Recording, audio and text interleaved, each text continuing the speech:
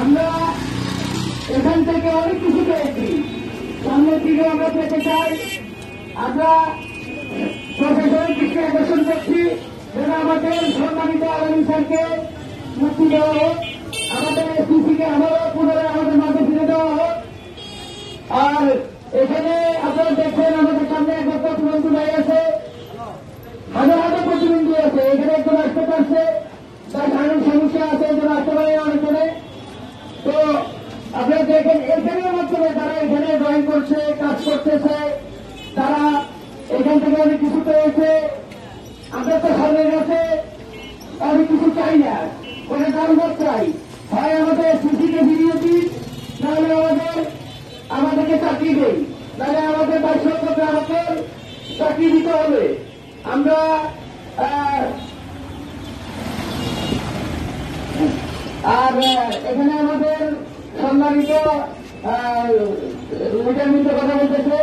সালাম আলাইকুম রহমতুল্লাহ। উপস্থিতি, আপনারা জানেন যে গত পরশুদিন আমাদের এমডিকে মিথ্যা মামলা দিয়ে গ্রেফতার করা হয়েছে।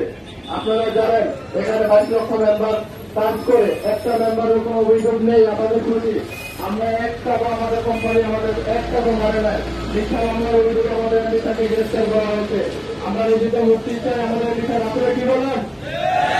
তারা মুক্তি চান তো? তারা মুক্তি চান?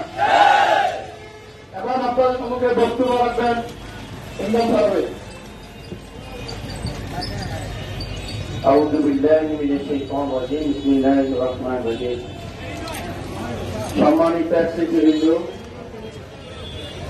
আমরা জানি আমরা কেউ ভালো নেই, তারপরে মহান রবের কাছে আমরা শুকরিয়া আদায় করি যে এই মহামারী করোনা ভাইরাসও আমাদেরকে সুস্থতা রেখেছেন, এজন্য আমরা শুকরিয়া আদায় করি আলহামদুলিল্লাহ।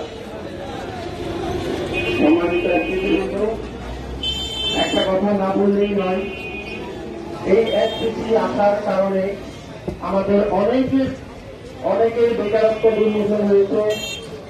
আমরা যারা বেকার আছি তারা আমরা খুঁজে পেয়েছি, আমাদের স্থানীয় কিছু মাথা বোঝানোর জন্য কিছু ঠাই পেয়েছি।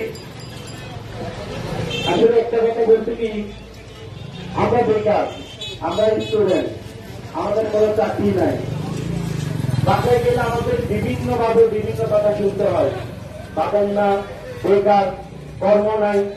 কিন্তু যখন এই এসপিসি আমাদের মাঝে আসছে, আমরা যখন এসপিসির সাথে সম্পৃক্ত হয়েছি, আলহামদুলিল্লাহ আমরা আমাদের